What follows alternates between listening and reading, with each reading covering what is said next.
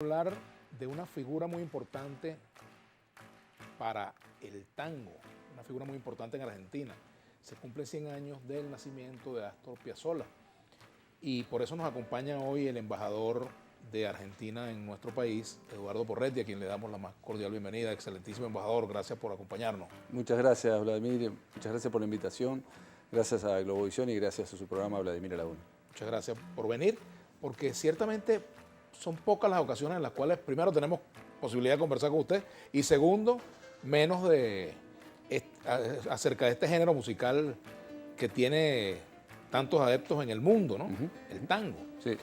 Ahora, hablar un poco de la figura de Astor Piazzolla, de cuyo nacimiento se están cumpliendo hoy precisamente 100 años. Me gustaría hablar un poco sobre esta figura y lo que ha significado para Argentina y las distintas valoraciones que ha habido sobre Astor Piazzolla en distintos momentos de la historia argentina, ¿no? Por cierto, bueno, muchas gracias por la invitación. Para nosotros es un evento muy importante, el aniversario natalicio de Piazzolla. En Argentina hay celebraciones, la embajada ha organizado varios eventos, hay varias, existen posibilidades online de participar en varias de las celebraciones que se están haciendo. Ayer una velada muy grande y muy linda en el Teatro Colón, con nuestra nave insignia de los teatros de la Argentina. Y Piazzolla es al mismo tiempo un renovador y un reformador y una persona que relanza el tango, rompiendo pero a la vez manteniendo el estilo. Sin embargo, durante los años 50, 40, 50, 60, fue muy disruptiva su producción y eso generó una serie de rechazos en los sectores más tradicionalistas del tango, pero finalmente su talento, su habilidad y sobre todo su reconocimiento internacional terminó por imponerlo. Pero él llega de otro género, llega del jazz, llega de otros géneros musicales al tango, ¿no? Bueno, Piazzolla abreva de distintos géneros, sobre todo de música clásica, de jazz, bastante de Gershwin, de Stravinsky, pero en el momento que él se inicia al mismo tiempo una carrera clásica en el tango, tocando el bandoneón, y siendo bandoneonista también de Aníbal Troilo, que era en ese momento y durante mucho tiempo después uno de los símbolos más importantes de las orquestas típicas de Buenos Aires, que eran un grupo muy grande de bandoneonistas y violinistas y otros músicos. Y a la raíz de la enfermedad de uno de los bandoneonistas, se le da la oportunidad a Piazzolla, que era muy hábil con el instrumento, que es un instrumento que requiere no solamente mucha habilidad, sino mucha fuerza, porque hay que sostenerlo y hay que hacer una gran fuerza con los dedos y tener mucha Por lo que estuve leyendo, el primero que tuvo se lo regaló el papá, entiendo, ¿no? Sí. Y se lo regala cuando le estaba esperando en realidad otro regalo. El nonino, como le dicen. Sí, porque estaban viviendo en Nueva York, ellos vivieron de mucho tiempo en Nueva York, donde incidentalmente lo conoció a Carlos Gardel cuando estaba filmando la película, siendo muy chico. Y entonces de alguna manera estaba medio condenado, digamos, al tango, pero era una persona con una gran capacidad de absorción de distintas tendencias musicales, pero que también era muy curioso, no solamente en materia musical, sino en materia artística, en plástica, en cine, era una persona integral. Y eso va generando una serie de movimientos dentro y producciones dentro de las grabaciones que él estaba haciendo en Buenos Aires, hasta que tiene la posibilidad de conocerlo a Ginastera, que es uno de los grandes músicos argentinos, que lo incorpora todavía más fuertemente en la música clásica, y después viaja a Francia y se encuentra ahí con Nadia Boulanger, que es una gran compositora y una gran maestra de la música contemporánea, que cambia de alguna manera radicalmente su estilo. Ahora, esa historia con Gardel es interesante porque él conoce a Gardel de muy niño y le sirve de guía, le sirve de intérprete. ¿Ah, sí? Y entiendo que Gardel lo invita a la fatídica gira que concluyó con su muerte en un accidente aéreo en Colombia, cuyo último toque, por cierto, fue en Caracas. Y él no viajó porque creo que no lo autorizaron. Él no lo autorizan a viajar, no lo autorizan a tocar tampoco con él, porque el sindicato no lo permite por su edad. Pero bueno, de alguna manera está asignado por ese símbolo. Y por cierto, ya que lo menciona, la visita de Gardel fue apoteósica en ese momento, durante el gobierno de Gómez, ¿verdad? Claro, y que Gómez, tuvo un significado social y político incluso importantísimo, y que todavía hay gente grande que se acuerda, e incluso hay una obra de teatro muy buena sobre el tema de la llegada de Gardel a Caracas. Y entonces eso abreva sobre una de las tantas vetas de la argentinofilia que hay en Venezuela, con el cine, con el rock, con la literatura y que por supuesto también con el tango, que nos une y nos permite a nosotros en la embajada promocionar. Aquí hubo una época en la cual hasta clubes de tangueros había. Todavía hay. ¿No? Nosotros promocionamos bastante varias milongas y estamos con una serie de actividades pensadas para este año, apoyando, entre otras cosas, un producto muy genuino y muy venezolano que es Giratango, que es un grupo de jóvenes venezolanos que son muy, muy jóvenes, pero también grandes bailarines de tango y que promocionan no solamente la danza y la música, sino la cultura urbana que está alrededor del tango, que va más allá de lo estrictamente musical. Así es. Bueno, aquí tenemos un a esta pieza. Ahora, ¿cómo fue el proceso? Me gustaría un poco profundizar en esto. El proceso de aceptación de Piazzolla en el mundo del tango, porque él llegaron a decirle incluso el asesino del tango, le llegaron a decir. El proceso de aceptación de Piazzolla del tango fue parecido al proceso de aceptación del tango. Porque el tango es absolutamente arrabalero, claro, externo a los grandes salones de la ciudad de Buenos Aires.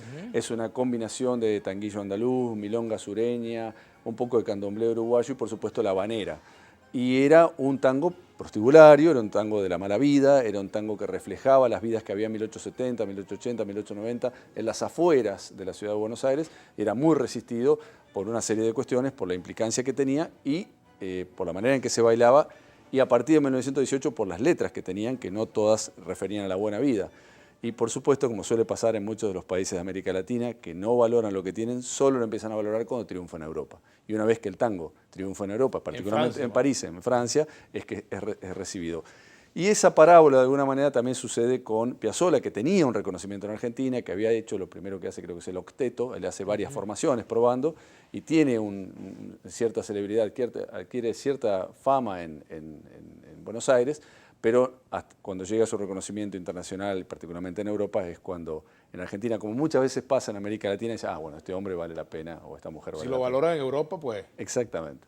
Claro, interesante saber ese proceso porque al final terminan conviviendo el tango tradicional con lo que Piazzolla incorpora pues al género, ¿no? Absolutamente, y además modifica la manera en que se hace. Hay una influencia del jazz sobre todo en la manera en que trabajan de manera individual los músicos, pero en realidad no había tanta improvisación como en el jazz, sino que ellos seguían mucho trabajo en las partituras y partichelas, porque Piazzolla era muy obsesivo con eso, era una persona muy, muy neurótica con su trabajo. Pero claro, él se atreve a hacer algo con la música nacional de un país. Eso no es para cualquiera. Así que ahí hay un coraje que está basado en su personalidad y, por supuesto, en su talento, ¿no? Pero además de eso, en una entrevista que vi de Piazzolla también, él decía que él le importaba muy poco, palabras más, palabras menos, la opinión de las mayorías, porque al fin y al cabo las mayorías no es que no siempre tienen la razón ni tienen necesariamente el mejor gusto y que los cambios pasan precisamente por atreverse, ¿no?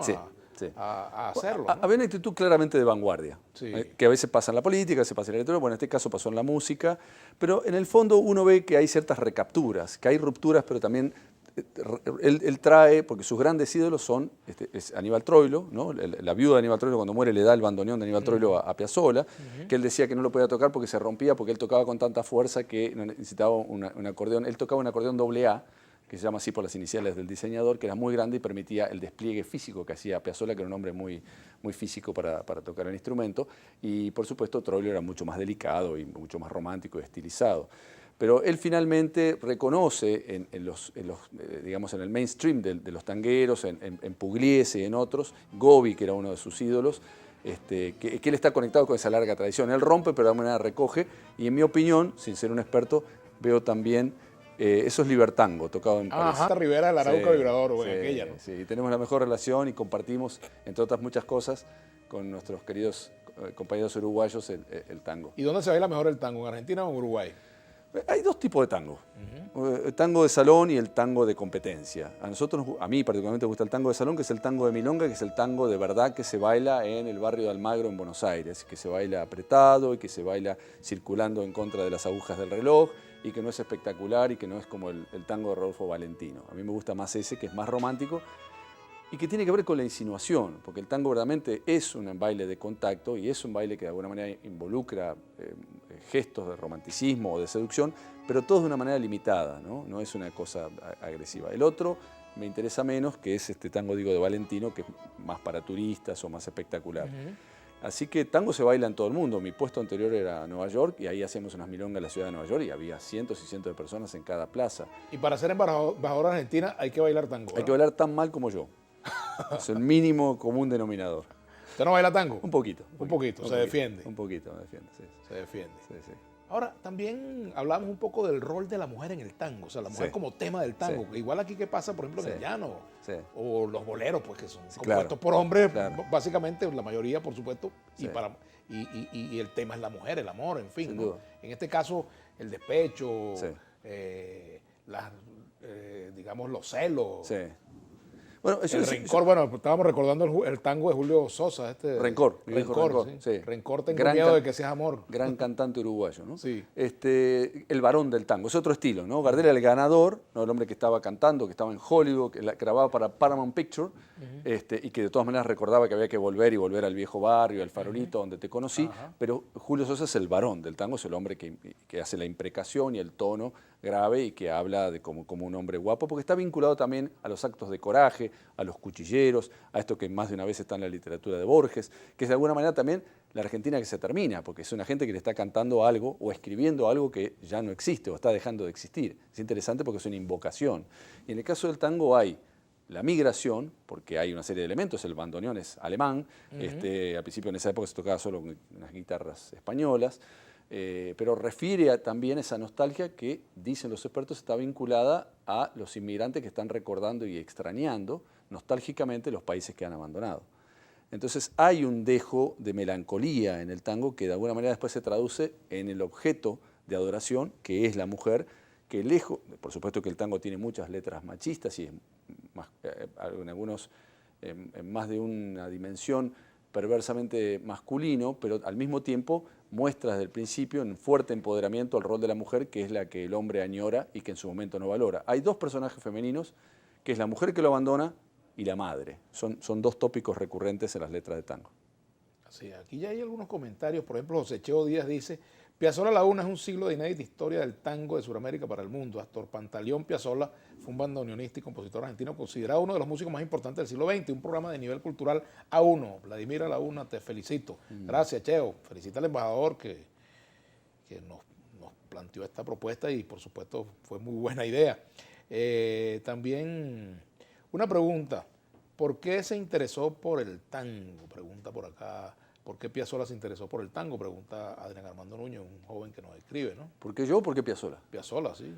Bueno, no había manera de no interesarse por el tango en la década del 20, el 30, el 40. Era la forma más, después de haber sido arrabalera y externa a la ciudad, era la forma más urbana de relatar las alternativas de la vida, era la forma de traducir la poesía de manera más popular. El tango servía para expresar. Mi mamá me contaba que había tenido una época un problema con un novio en la década del 40 al 50, mi mamá era del 26, y que uno ponía la radio y parecía que el tango hablaba del problema de ella, ¿no? ¿No? Eso pasa con la buena música, parece que justo habla de mi tema, ¿no? Cuando uno lee buena literatura, esto mismo me pasó, porque toma los registros populares, particularmente los problemas románticos, Claro. y los abandonos, y el abandono de La traición. la traición y la melancolía y las cosas más humanas. Entonces, también el tango es una manera muy notable de simbolizar estas cosas que están atravesando las personas que estaban en ese momento. Después aparecen otros asuntos, está el folclore argentino, está el rock, hay otras tradiciones Claro. muy interesantes y muy fuertes, pero el tango realmente expresa de una manera única una forma de ser argentino que tiene un enorme prestigio Ahora, en América Latina. En el caso de Astor Piazzolla, de cuyo nacimiento se cumple precisamente hoy 100 años, Astor Piazzolla y los jóvenes argentinos, por ejemplo. Sí. El joven argentino se aproxima más al tango de Piazzolla que al tango de Gardel o de Cadícamo, en fin. Yo creo que en los últimos 10, 15, 20 años hay una revinculación de la juventud con el tango, hay muchas milongas con chicos jóvenes y hay muchos que están recuperando incluso el tango tradicional. Mi generación, que estaba muy empapada por el rock, entra al tango por Piazzolla, pero después termina yendo a los ritmos más tradicionales, porque uno termina entendiendo que de alguna manera todo tiene una gracia. Siempre cuando uno es chico y muy rebelde frente a la música y a la cultura en Argentina, la gente grande nos decía: esperen que después de los 40 los espera el vino tinto y el tango. El tango y el vino tinto. Es decir, de alguna manera los grandes tópicos de la cultura, de la comunicación del encuentro argentino lo están esperando cuando uno es más grande, a pesar de que uno es muy rebelde al principio y escucha rock. Pero el rock argentino tiene muchos elementos, muchas letras, muchos sonidos que están vinculados con la poesía urbana del tango, y por eso es tan personal y tan local y es tan universal, y por eso en América Latina, por eso en Venezuela, en Cuba, en Colombia, ha sido muy adorado y ha sido muy celebrado en las últimas décadas. Gardel muere el 24 de febrero del 35, perdón, el 24 de junio del 35. El 24 de junio, que es el día... Sí, el 35, y desde entonces eso sigue existiendo porque además había muchas películas que ayudó a difundir el tango, junto con otras producciones musicales y cinematográficas mexicanas. Es uno de los grandes tópicos de unificación de la cultura de masas de toda América Latina en la década del 30, el 40 y el 50. Entonces eso queda... de la barra, en fin, sino también la temática. Por ejemplo, este tango que se mantiene tan vigente, y quizás el Cambalache, quizás donde lo toquen tiene algo que ver con la realidad. Cambalache y Gira Gira son dos tangos de la crisis del 30. Están hechos por Discépolo. Discépolo, sí. Su hermano era un dramaturgo y él era un gran compositor de tango. Y es una de las tantas etapas y escalas y dimensiones que tiene el tango, que tiene de la década del 30 un tango muy social, un tango muy político, donde algunos hablan de Irigoyen, que era el caudillo, o el presidente, por supuesto, en su época, otros plantean el tema de la crisis del 30. Después el tango gira sobre sí mismo con la aparición de otras músicas. A veces eso pasa cuando aparecen otras tecnologías, otras músicas, tiene la posibilidad de repensarse. Hay una renovación estilística muy interesante en los 40, los 50 con Homero Mansi, donde se vuelve todavía más poético. El tango abandona la necesidad de ser un esquema de información y de relato de estas dimensiones que hablábamos antes, románticas, y de tener la obligación de sacar a la gente a bailar para poder ponerse diferente y hacer un giro sobre sí mismo y ponerse todavía más poético,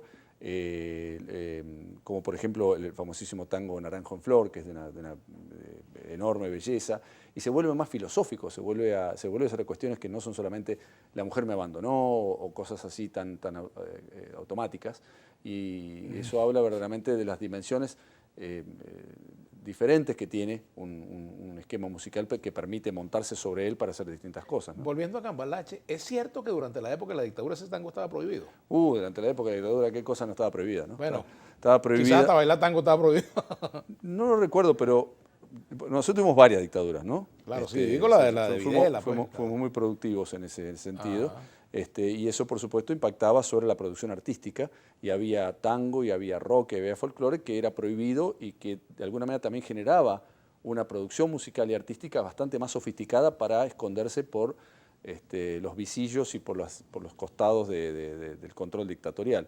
Claro, nunca hubo ninguna dictadura como la del 76 al 83, que fue la más atroz y que por supuesto persiguió a la cultura y tenía una larga serie de cantantes, músicos, artistas, literatos que estaban prohibidos: Mercedes Sosa, León Gieco, claro, los rockeros, los folcloristas, y por supuesto varios tangos. No recuerdo el caso de Cambalache, pero no lo descarto y es completamente verosímil y es muy, muy probable. A lo mejor algunas estrofas en particular no les gustaban, ¿no? Sí, porque en general este tipo de dictadores no solamente tienen un problema con los derechos humanos, sino con el humor y con el cinismo, y son cosas que no pueden controlar. Entonces ese tipo de apropiaciones simbólicas que hacen los pueblos de productos culturales le molestan mucho. Pero yo recuerdo perfectamente conciertos de rock y de música de todo tipo y películas clausurados, prohibidos, pero además clausurados y además perseguidos y encarcelados los artistas, ¿no? Por cierto que en días recientes estuve viendo un documental sobre Pelé. Ajá. Y precisamente la dictadura brasileña quería aprovechar la figura de Pelé, a propósito del tricampeonato, pues, y sí, de todo esto.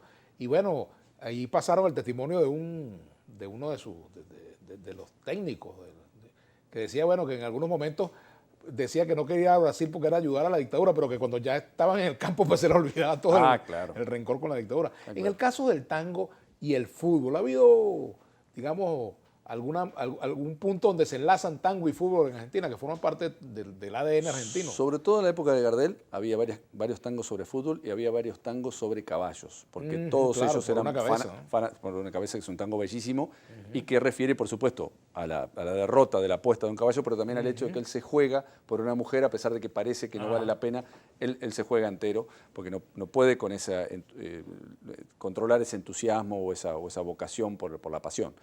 En el caso del fútbol, por supuesto, hay varios tangos y está vinculado con una forma de nacionalismo cultural o una forma de identidad, ¿no? Yo recuerdo que mi hijo José Pablo y yo vivíamos en el extranjero, en ese momento en Cuba, y él no le importaba mucho, era chico, tenía 7, 8 años, y no tenía un gran registro de lo que significaba el fútbol y demás, y los mundiales, etc. Y de golpe nos fuimos a vivir a Argentina, y unas semanas después él me relató de arriba para abajo la composición de los equipos de fútbol de Argentina y de la selección, porque eso era necesario para comunicarse con sus pares. Entonces, uno no puede ir a una oficina a la mañana en Argentina sin hablar de lo que sucedió el domingo en el partido de fútbol, y los que perdieron y los que ganaron le bromean al otro y sucesivamente. Entonces, son como elementos comunicadores y mecanismos que hemos diseñado para intercambiar contacto, ¿no? Contacto humano. Ahora, embajador, a propósito de este aniversario, de este centenario, pues, del nacimiento de Astor Piazzolla, la Embajada Argentina tiene actividades aquí en Venezuela. Sí. A propósito de esta fecha, Sí. tiene también una programación permanente, por ejemplo, de difusión del tango, tienen escuelas. Nosotros estamos apoyando este año fuertemente, como lo hacemos todos los años, la producción y el despliegue de Gira Tango, que tiene lugar en Caracas y en todo Venezuela. Estamos lanzando hoy un video en las redes sobre Piazzolla y la actividad que está haciendo la embajada. Y estamos promocionando. ¿Ese no lo tenemos acá, ese video? Sí. ¿Sí? ¿Lo pudiéramos ver? Sí, claro. Para eso lo mandamos. De hecho, la premiere es ahora. Bueno, entonces vamos a colocar ese video. ¿Cómo se llama ese video? Por si acaso. No tengo idea. Bueno, videos que nos enviaron. Vamos a ver si lo podemos montar mientras el embajador va conversando con nosotros. Y lo otro que estamos... Estoy tratando de lograr a ver si el embajador nos canta un tango, pero eso va a ser en breve. Depende de lo que estemos tomando. Sí. Eso por ahí me Este es un mate. La idea es montarnos en todo lo que está haciendo la Argentina, el Ministerio de Cultura, el Teatro Colón de Buenos Aires, nos ayudan a través de Globovisión para convocar eventos más pequeños o otros más masivos, promocionando esto que verdaderamente vincula de una manera perfecta a Venezuela con Argentina. Por cierto que usted y yo tenemos algo en común. A ver. No dio COVID. Claro. Usted fue de las primeras personas que yo conocí que le dio COVID, por cierto. Yo también fui una de las primeras personas que yo conocí. Sí, lo tuve 2 veces. Ah, 2 veces. Sí, sin haber salido de Venezuela. Yo me infecté aquí, en marzo y en junio del año pasado. Bueno, vamos a hacer la pausa. Ya venimos con el embajador Eduardo Porretti en este centenario del nacimiento de Astor Piazzolla. Piazzolla La Una. Un gran lugar. Sí, un gran lugar, así es. Aquí pregunta de nuevo a Adrián Armando Núñez Moscada, una pregunta bueno, que da para mucho, ¿no? Porque él dice, ¿qué diferencia al tango de otras danzas? En el caso de Argentina, por ejemplo, de otras manifestaciones culturales, pero por supuesto que hay mucha diferencia entre un tango y un joropo, pero vamos a... El tango tiene una estructura básica de 6 u 8 movimientos que permiten que después se vayan conectando otros pasos. Hablo del tango salón, hablo del tango sencillo, que baila la gente normalmente y de verdad en las milongas en Buenos Aires, en otros lados. Me da la sensación de que en el tango hay un contacto físico que aparentemente parece mucho más íntimo, pero en realidad está sobre todo vinculado con el movimiento y la destreza de cómo son los giros que se hacen, pero no, entiendo yo, refiere específicamente a un contacto sobredimensionado desde el punto de vista físico. Ahora, hoy, por ejemplo, ¿quiénes son los principales representantes, exponentes del tango en Argentina? Hoy, al caso... Bueno, nosotros tenemos varias versiones de tango, que incluso hay gente que se cruza con fenómenos parecidos a los del jazz. Hay un tango joven muy interesante, hay un tango electrónico que funciona muy bien, un tango que se generó, entiendo que en las afueras de Argentina, pero que estuvo muy bien circulando por todo el mundo, que es Gotán Project. Gotán viene de tango al revés, porque el lunfardo, la jerga que se habla, se habló durante mucho tiempo en el tango, estaba vinculado a una serie de palabras para que la policía no entendiera de qué estaba hablando uno, y muchas veces uno de los esquemas que había era dar vuelta a las palabras, a las sílabas. Sí, por ejemplo, en vez de un café es un feca, ¿no? De Gotán Project por tango, ¿no? Y entonces, si estás hablando de fútbol y tango, era tangol. Sí. Entonces digo, sobre todo hay que entender de que de esta marginalidad de donde viene el tango, para ver todos los procesos y todos los tamices que fue atravesando para llegar al salón principal de la cultura argentina, ¿no? Claro, pasó por una etapa de muy Marginal. mala fama en cuanto Sí, a, sí.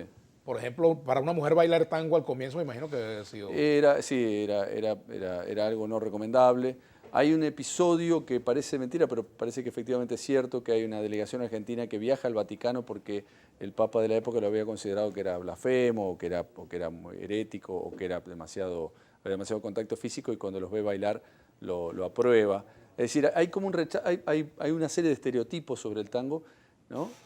Pero finalmente, a medida que uno se involucra en la música y en la danza, va comprendiendo los detalles de este estilo, ¿no? Ahora, por cierto que ahora hay un Papa argentino Es cierto. y el Papa Francisco es amante del tango, me imagino, ¿no? Bueno, no sé, solo lo que sí sé es que es amante del mate. Y es un Del amante de mate. mate, y probablemente se ha escuchado tangos de chico. Y bueno, tiene una serie de características bastante propias de la Argentina. Por ejemplo, hablaba no específicamente italiano, sino dialecto piamontés cuando era chico, porque su familia era de ese origen. Y bueno, esas son como cosas bastante clásicas y recurrentes en Argentina, pero bueno, que no dejan de ser ciertas. Bueno, Argentina tiene a Maradona, como ícono del tango, por supuesto. Sí. Tiene un Papa ahora, el Papa Francisco. Sí. El rock argentino. ¿Qué le falta a Argentina? Bueno, nos falta reducir la pobreza, Ajá. nos falta reducir la desigualdad, la distribución del ingreso, nos falta estabilizar la economía, nos faltan un montón de cosas. ¿Cómo le ha ido al gobierno de Alberto Fernández?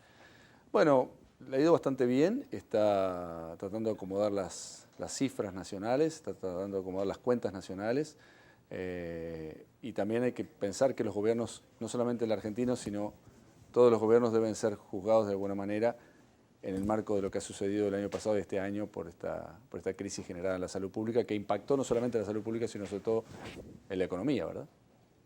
Y por cierto, se nos olvidó hablar de otro fenómeno argentino que es el peronismo, es exclusivo de Argentina, el peronismo, ¿no? Pero para eso no necesitamos un Vladimir Laguna, sino 24 horas de Vladimir. Sí, ¿verdad? Porque hay que hablar del peronismo y de los peronismos, ¿no? Sí, de los distintos momentos del peronismo, ¿no? Sí. Eso me hace acordar un chiste que había entre los inmigrantes argentinos en España, Ajá. en que un argentino está con una mujer española muy bella, y un amigo le pregunta si finalmente se va a casar. Y él dice que no. Le dice, ¿pero por qué? Siendo una mujer tan bella. Dice, no, porque tengo mucho que dentro de 20 o 30 años, después de cuando ya tenemos mucha intimidad, me pregunta y me dice, pero al final, ¿qué cosa es el peronismo? Por supuesto, o sea que nunca se entenderá. Es algo que siempre estamos tratando de explicar, y además hay más de una versión, y bueno, eso es parte de nuestra forma de relacionarnos entre la clase política y la sociedad, y es un esquema de representatividad que el país se ha dado, ¿no? Por supuesto. Claro, eso es parte de nuestra realidad latinoamericana y bueno, cada país tiene sus propias características. En el caso de Argentina, por supuesto, bueno, el peronismo es como la arepa venezolana, hay de muchos sabores, ¿no? De mucha variedad, ¿no? Sí, entiendo que hay una disputa con Colombia, pero no me pienso meter en ese tema. No, eso es como la disputa que hay en torno a Gardel. Sí, la arepa es venezolana y Wow. en Colombia la preparan bien también. Eso está resuelto Sin duda, desde hace tiempo, ¿no? Sin duda. Ojalá los problemas con Colombia fuese por la nacionalidad de la arepa. Algún día, sin duda, hay que tener fe en eso. Así es. Me vas a acordar la disputa por el pisco entre Perú y Chile en un punto. Por supuesto, así es. ¿Cómo se siente en Venezuela? ¿Cuánto tiempo tiene ya acá? Bueno, yo vine por 90 días Ajá. en el 2015 y llevo 5 años y 3 meses.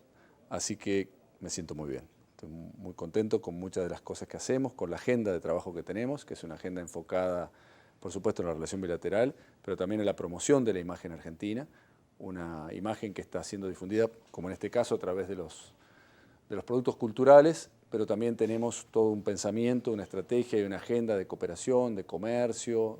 Bueno, una embajada son varias secciones. Usted lo recordará muy bien porque usted fue diplomático. Bueno, es una cosa que nunca se abandona, pero usted recordará bien que hay que adaptar la realidad local a las Claro. instrucciones. Yo encuentro aquí una sociedad muy abierta, un venezolano y una venezolana muy interesada en lo que está haciendo Argentina, siguiendo muy detalladamente algunas de las cuestiones que suceden en nuestro país. Me encuentro con una sociedad venezolana muy interesada, por ejemplo, en el fenómeno del feminismo en Argentina, con el progreso de la agenda de género. Somos invitados a varias instituciones para trabajar esa temática que está pendiente en Venezuela y en toda América Latina y el Caribe. Así que, de alguna manera, todo eso ha generado que yo me sienta muy cómodo aquí y esté muy contento, trabajando no solo de la embajada, sino con distintos partners que tenemos, distintos socios que tenemos, públicos y privados, empresas, organizaciones de la sociedad civil, activistas de todo tipo en distintos lugares de la sociedad venezolana. Es un destino muy difícil, Caracas. Es un destino que requiere una lectura inteligente para no dejarse llevar por los estereotipos, que es algo que sucede en general en algunos lugares en el mundo, donde la mirada sobre lo que sucede es rápida y por tanto equivocada. Hay que tener alguna sutileza y un ojo entrenado, académica y profesionalmente, para poder explicarle a su país exactamente qué es lo que está sucediendo. Por eso le digo que usted debe entender esto, porque usted estuvo en destinos difíciles también, como diplomático, y recordará que a veces hay como unos esquemas, como unas etiquetas rápidas sobre países y sociedades que no necesariamente son descriptivas en realidad de lo que está sucediendo. Y el buen diplomático es el que trata de hacer inteligible esos mecanismos y explicarle a su capital y ver de qué manera eso puede ser usado para mejorar la relación bilateral y para trabajar. Ahora, el diplomático por supuesto debe hablar inglés, si habla inglés mucho mejor, si habla francés también, pero si habla entre líneas, pues es lo preferible. Esa es la idea. Esa es la idea. Vamos a hacer una pausa y ya venimos para el final. Bilaterales y multilaterales, con fuerte énfasis en esto que es la diplomacia cultural, que es nuestro soft power, nuestro poder blando, que tiene que ver con los productos que representan la identidad argentina y que nos permiten comunicarnos, en este caso con la sociedad venezolana, de una manera amable. Por cierto que Piazzolla en una entrevista, él decía, bueno, yo comí mejor carne que la Argentina en Canadá, y entonces dice que los argentinos son los mejores. Eso no es verdad necesariamente, pero... Bueno, la carne argentina es buena, pero seguro que hay carnes buenas en todos lados, aquí también hay. Claro, cómo no. El punto es cómo uno la corta, cómo uno la asa, cómo se cría el animal, y en eso creo que hay cierta integración vertical que sucede en algunas empresas argentinas que la destacan de otras producciones. Pero el mundo está integrado y globalizado y todos copiamos y pegamos y aprendemos de todo, y por eso nosotros tenemos nuestro Palermo Caracas en Buenos Aires, donde uno puede ir a tomar una cerveza y a comerse una arepa, como si estuviera en carne. No es exactamente lo mismo porque los inmigrantes venezolanos se quejan de que el queso no es exactamente el mismo, sobre todo para los pequeños y claro, protestan, pero no deja de ser magnífico la manera en que nos estamos integrando y la alegría, el orgullo y la gratificación que sentimos de recibir una oleada migratoria venezolana. Muy importante, por cierto. Sí, estamos muy satisfechos con eso. Como pasó acá en tiempos de la dictadura de Videla. Aquí en mi casa vivieron incluso exiliados argentinos, por cierto, y Venezuela recibió argentinos, chilenos, uruguayos, recibieron. Una enorme solidaridad por parte de los venezolanos de toda la vida, no solamente con los argentinos y los chilenos, sino también con vecinos y con mucha gente que estaba aquí o escapando del terror o buscándose una vida, pero fueron muy solidarios. A veces las sociedades tienen memoria un poco corta y no necesariamente es recíproca. Espero que en el caso argentino así lo sea. Da la sensación de que en Argentina se encuentran muy bien y que son bien recibidos y que no hay, puede haber un caso perdido de xenofobia, pero en general la mirada que tenemos sobre la inmigración venezolana es altamente positiva porque además nosotros somos un país de inmigrantes, todos venimos de algún sitio de gente que estaba con hambre o con miedo y por eso estamos tan contentos de tenerlos en casa. Fuga y Misterio, vamos a escuchar parte de esta. Vamos a ver si es posible retomarlos del comienzo porque estamos conversando y quería que lo viéramos completo, ¿no? Porque ahí se nota fuertemente la influencia de Johann Sebastian Bach en la interpretación. En la interpretación, que es una pequeña operita que se llamaba María de Buenos Aires, y esta canción era muy significativa en esa pequeña ópera, tipo ópera rock, ópera tango, que se hacía en los 70 como innovaciones de Cruz. Muchos puntos allá en Buenos Aires, ¿no? Sí, sí. Nuestra música. Sí, sí. Uno lo ve en el metro, nosotros decimos el subterráneo, gente vendiendo de arepa, y ve también unos negocios que están yendo muy bien y en algunos encuentros que se hacen en las plazas donde la gente muestra su comida y demás. Por supuesto está la gente venezolana que es muy apreciada. Por supuesto. Ahora, a propósito de eso, yo recuerdo haber estado en Buenos Aires, pero hace muchos años, y había un salón de tango llamado Maracaibo. Me llamó la atención. ¿Ah, sí? Y me llamó la atención también que había gente de todas las generaciones, desde muy jóvenes hasta muy viejitos, bailando tango en un salón muy grande, ¿no? Sí, bueno, eso tiene que ver con lo que hablábamos hace un rato en otro segmento respecto de que si los jóvenes están o no revinculándose con el tango, y efectivamente lo están haciendo, incluso chicos muy, muy jóvenes. De hecho, hablando de lo que se hace aquí en Venezuela y de lo que tiene que ver con la Embajada, Giratango tiene talleres de tango para niños.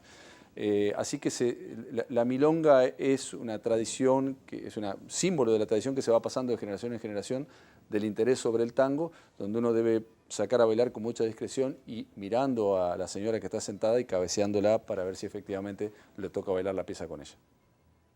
Ese es el mecanismo. ¿Le ha pasado, embajador, que haya sacado a una dama a bailar tango y le haya dicho que no? Me pasa, hace un tiempo que no saco a bailar tango, pero me ha pasado alguna que otra ocasión. Esas cosas pasan. Eso, que todo, Eso suele suceder. La derrota es lo que más enseña, Vladimir.